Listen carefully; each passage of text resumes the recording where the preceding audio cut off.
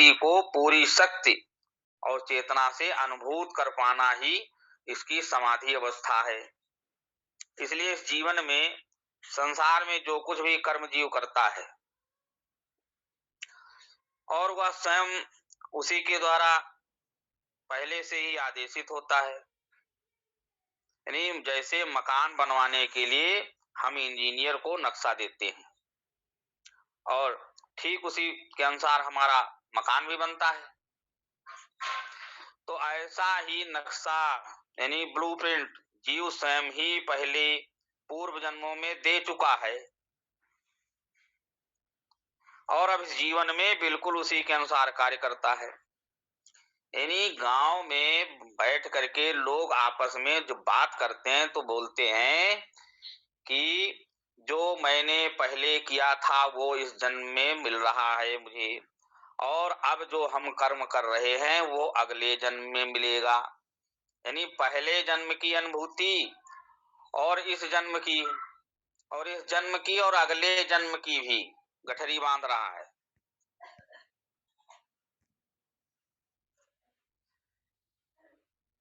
यानी ये नक्शा है, कैसा है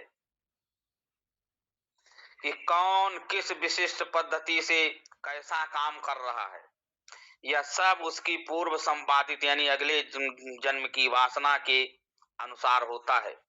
यानी कर्म सुकर्म भी हो सकते हैं और कुकर्म भी हो सकते हैं और विकर्म भी हो सकते हैं। इसलिए कर्म जो है अपनी अपनी वासना से परिचालित होते हैं और यह वासना जो है जिस कोटि की होगी कर्म भी उसी कोटि का होगा। यानी वासना जिस प्रकार की होगी वैसा ही उसका कर्म भी होगा। इसीलिए उसके अनुसार जो है अपनी पूर्व वासनाओं से परिचालित होकर के यह जीव जो है संसार में कर्म करता है और उन कर्मों के परिणाम यानी कर्म फल भी निकलते हैं। ये फल जीव ही अपने अनित्य और भौतिक परिवेश में रह करके भोगता है। जैसे बछड़ा अपनी माँ यानी गाय को हजारों गायों के बीच में ढूंढ लेता है और पहुंच जाता है उसके पास, ठीक उसी प्रकार से हमारे किए हुए कर्म हमें जरूर ढूंढ लेते हैं और हमारे पास जरूर पहुंचते हैं और फलित भी होते हैं।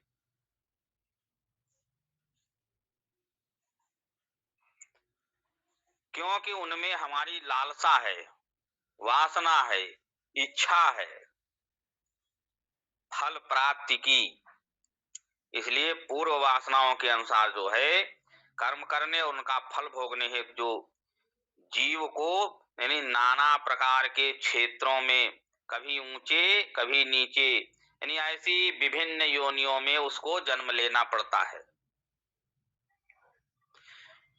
ओ स्थूल सूक्ष्म कारण तीनों प्रकार की गुणों के अनुसार तीनों प्रकार की योनियों में जन्म लेता है। यानी जो हमें दिखाई देता है वो स्थूल सृष्टि दिखाई देती है, जो नहीं दिखाई देता है केवल अनुभव में आता है वो सूक्ष्म सृष्टि है। और उससे भी जो है कारण का तभी नाश होता है जब मन बुद्धि चित्त अहंकार का क्षय हो जाए।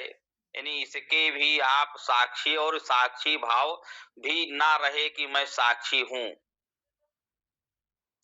इसलिए जागृत स्वप्न और सुषुप्ति अवस्थाएं विज्ञानमय कोश की उपाधियां हैं। इन तीनों ही अवस्थाओं में यानी दुख और सुख का भोक्ता यह विज्ञानमय कोश ही है। जब भी जहां भी जिस किसी स्थिति में भी कोई अनुभव होता है तो वहां मैं अनुभव करता तो अपरिहार्य है। यानी और यह मैं जो है विज्ञानमय कोश ही है। देहादि निष्ठा श्रम धर्म कर्म गुणाभिमानम सततम ममेति विज्ञान कोशो अयमति प्रकाशः प्रकृष्ट सानिध्य वसात् परात्मना अतो भवत्ते सौपाधिरस्य यदात्मधि संसरति भ्रमेण, यानी वर्णाश्रम आदि के कर्तव्य कर्म और गुण कर्म जो वास्तव में देह से होते हैं, यानी शरीर के द्वारा होते हैं, और उन्हें यह अपना मान लेता है। इसलिए परमात्मा के सानिध्य में रहने के कारण विज्ञानमय कोश अत्यंत दीप्तमय रहता है। यानी परम तत्व पर अध्यास है और परम तत्व उसके साथ तादात्म्य करके मोहित होकर के यानी आवागमन की यातना झेलता है। इसलिए मनोमय, प्राणमय और अन्नमय इन कोशों की अपेक्षा जो है विज्ञानमय कोश अधिक सूक्ष्म है और सूक्ष्मता के कारण उसमें जो है सबसे ज्यादा व्यापकता है।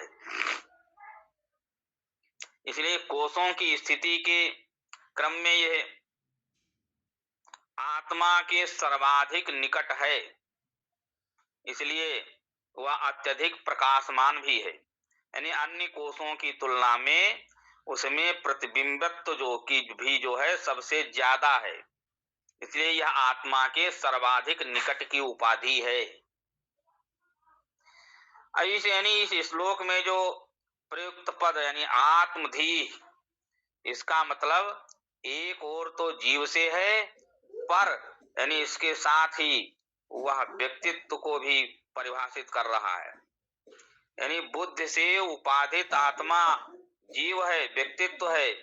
संसार अर्थात आवागमन का चक्र इस जीव पर ही प्रवर्तित होता है।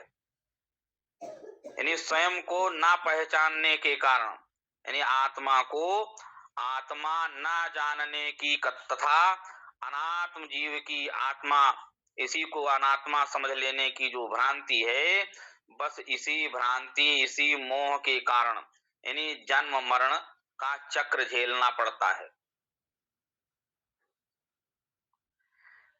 योऽयं विज्ञानमयः प्राणेषु हृदि स्फुरत्ययं ज्योतिः कूटस्था सन्नात्मा कर्ता भोक्ता भवत्युपाधिस्तथा।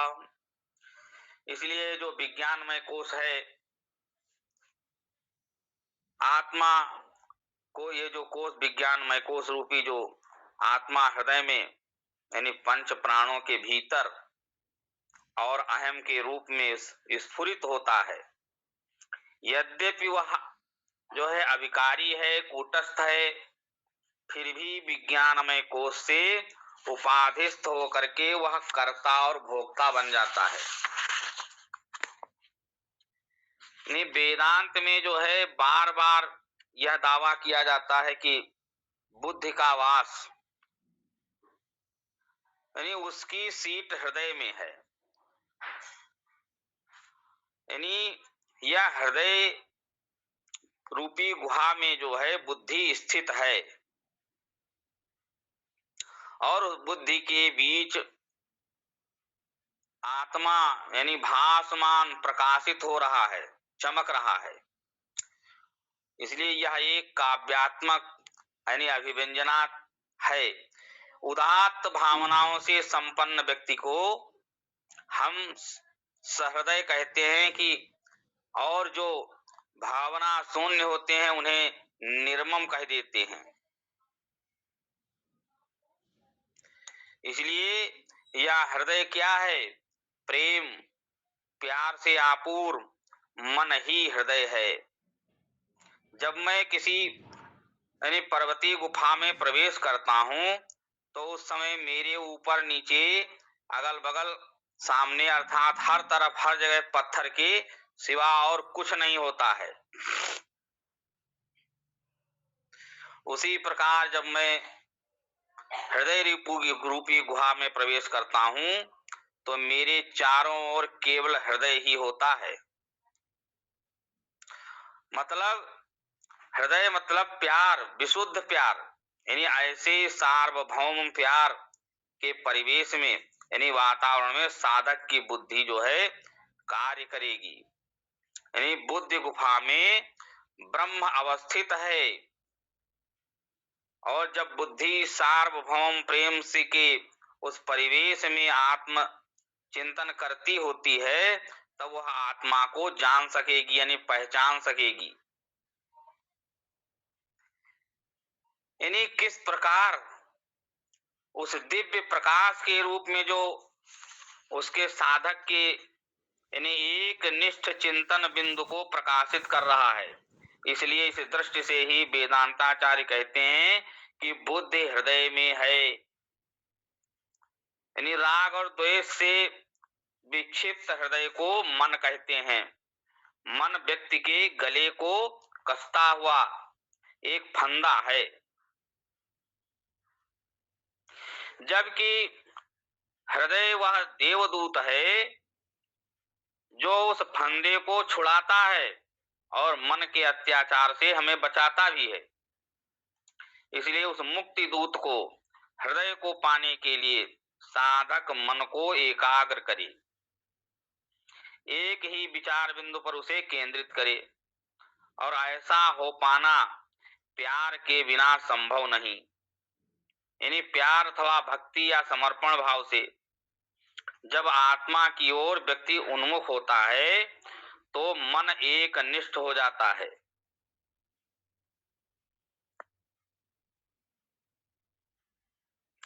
और एक ही विचार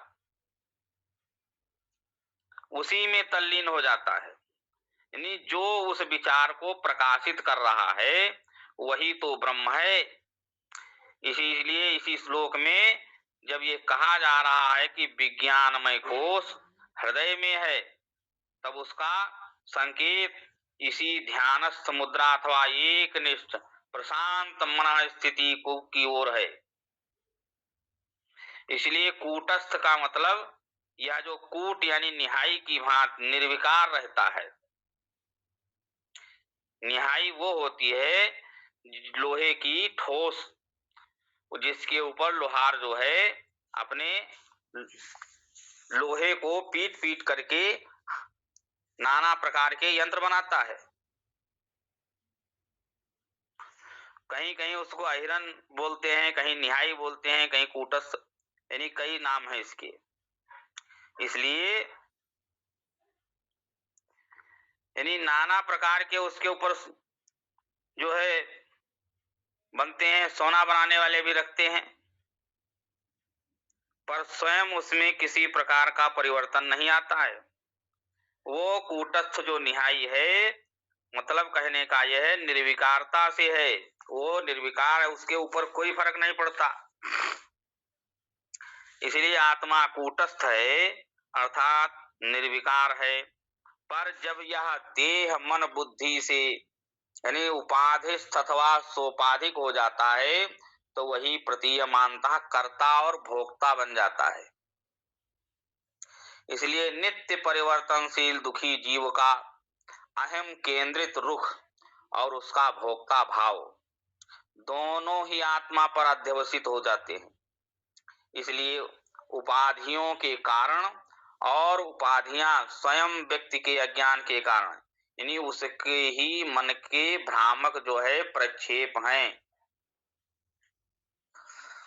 स्वयं परिच्छेद मुपेत्य बुद्धे तादात्म्य दोषेण परम रसात्मना सर्वात्मका सन्नपि वीक्ष्यते स्वयं स्वतः पृथकत्वेन मृदो घटानीव।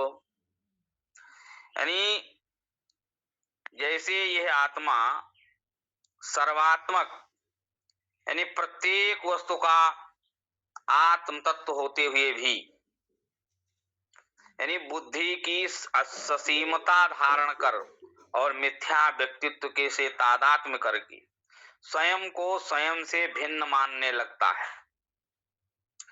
नहीं, जैसे मिट्टी के बर्तन यानी अपने आप को उस मिट्टी से ही भिन्न मानते हैं, यानी जिससे वे बने हैं। इसलिए नित्य शुद्ध चैतन्य का स्वरूप सर्वत्र एक और अद्वितीय है। फिर भी मोह के कारण जो है वह उपाधियों को यथार्थ मान लेता है और उन प्रकृति आवरणों के